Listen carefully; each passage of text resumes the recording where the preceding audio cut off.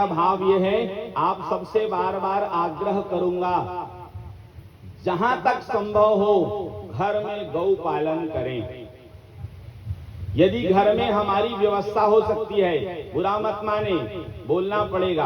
आज लोग जो है 25-25, 50-50 हजार के कुत्ते रख लेते हैं, लेकिन गौ माता रखने के लिए जगह, हम किसी व्यक्तिगत की बात नहीं कर रहे हैं। बार बार बोलूंगा, हम शुरू दिन ही निवेदन कर दिए थे, यहां से जो भी बातें कही जाएंगी वो सामान्य के लिए, मतलब जन सामान्य के लिए है। हम कभी व्यक्तिगत कोई निवेदन, चर्चा या कोई भाषण नहीं दिए, न देंगे। यहां से जो भी बातें, जो भी मैसेज दी जाएंगी वो सर्वसामान्य के लिए है।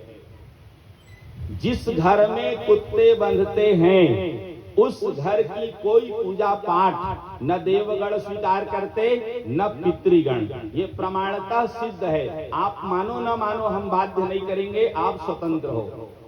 मानो ना मानो, आप स्वतंत्र हो, हम किसी को जबरदस्ती नहीं करेंगे। लेकिन सत्य यही है, जिस घर में कुत्ते बांधे जाते हैं, अब हमारे पशु प्रेमी तर्क देते हैं, क्या उनमें भगवान नहीं है? किसने कहा भगवान नहीं है? तुम हमारे साथ बैठो, हम बाल का खाल निकालते हैं। गीता का श्लोक प्रमाण है, विद्या विनय संपन्ने ब्राह्मणे गविहस्तिनी सुनी चैव स्वभागे च पंडिता समदर्शिन। जो समदर्शी लोग होते हैं वो विद्या विनय संपन्न ब्राह्मण में, गौ माता में, हाथी में, कुत्ते में और चांडाल में एक स्वरूप मानते हैं, एक समान दृष्टि रखते हैं। लेकिन ये मर्यादा कहती है, ये व्यावहारिक सदाचार कहता है। जूता हम कहाँ पहनते हैं? पैर में। अब कोई कहे नहीं मैं इसे सिर में रखूंगा, सही है क्या? सबका स्थान है, जूता पैर में पहनते हैं ना। अब वो सोने की भी जूती हो, लोग उसे सिर में धारण के करेंगे। सबका स्थान निश्चित है, मर्यादा निश्चित है। ये केस जब तक सिर में लगा है, दुनिया भर के संसाधन प्रयोग करके इसको संवारते हैं, सही है। लेकिन वही गिर जाता है तो कोई पसंद करता है? घिन आती है।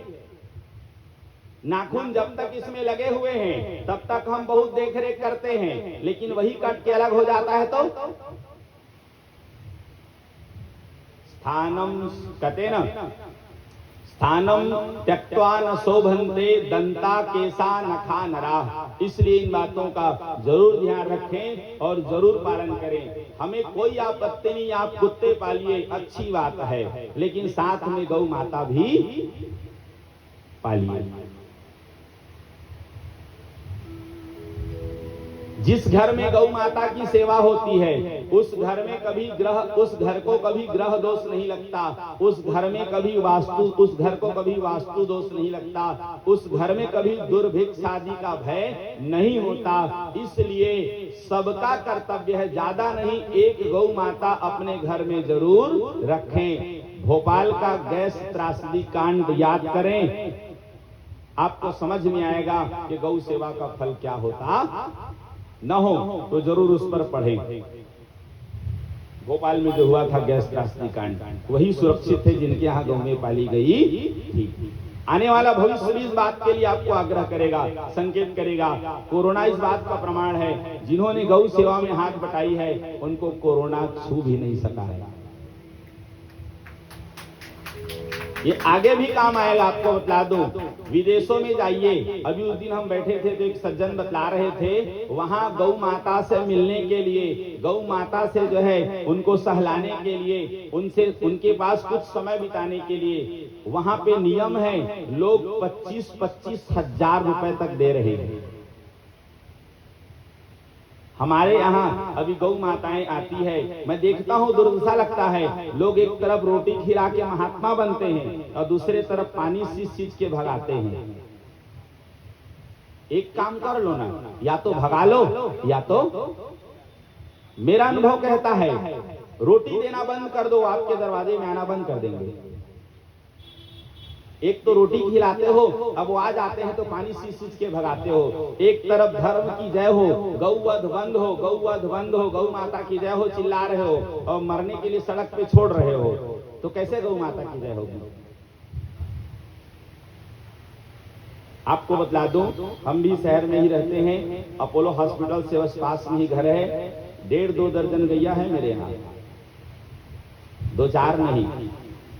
साल भर कम से कम 2-4 बच्चे घर में बंधे रहते हैं। और गोवंश मतलब गौ सेवा, मतलब गोवंश की वृद्धि होनी चाहिए।